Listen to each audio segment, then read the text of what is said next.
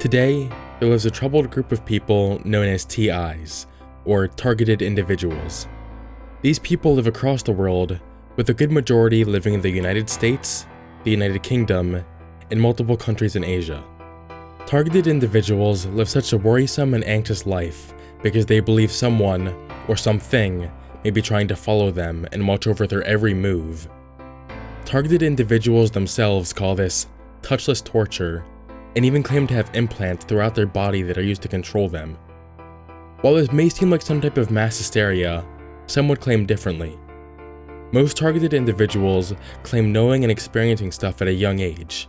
If this were true, then it would show just how long this delusion must have had to follow them. Many targeted individuals also claim to experience gang stalking. Gang stalking, also known as organized stalking, is a blanket term used to describe when a target is flagged in a community for apparently being accused of doing something horrible in the eyes of society, normally some form of aggressive or inappropriate behavior, which the individuals always claim to be false and inflammatory.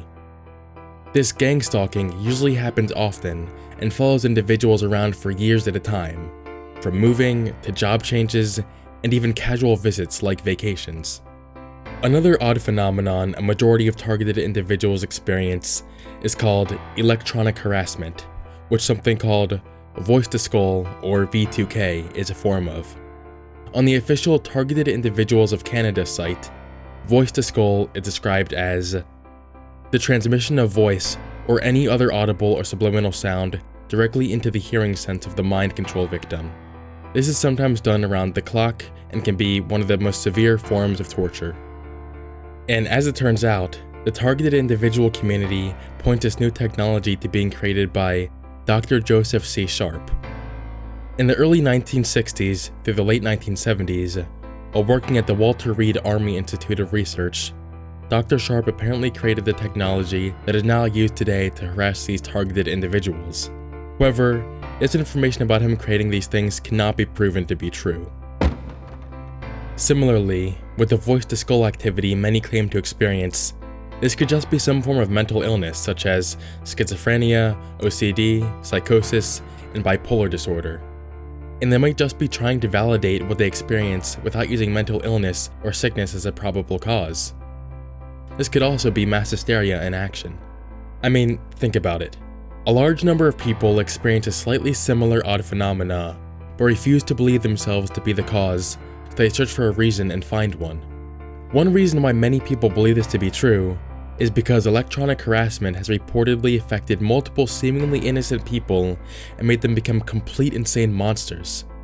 For example, on July 17, 2016, a man named Gavin Eugene Long shot and killed 3 police officers, then injured another 3 in Baton Rouge, Louisiana.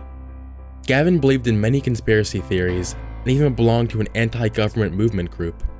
Gavin was even a member of a group that helped treat people who suffered from remote brain experimentation, which was remote neural monitoring of an entire human's body. After learning this information, many conspiracy theorists went wild. Small incidents with one person like this are always believable, but when you learn there are even more, it starts to become a little frightening. August 13th, 2013, a 20-year-old man took 2 women and a man hostage at a hospital. He ended up killing the 2 women and himself.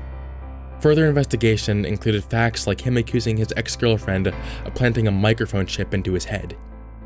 September 16th, 2013, a man named Aaron Alexis shot and killed 12 people and injured 3 others in the Washington Navy Yard.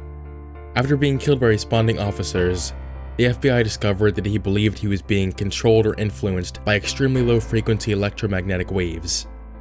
November 20th, 2014, a seemingly happy and successful lawyer named Myron May shot and injured 3 people on the campus of Florida State University.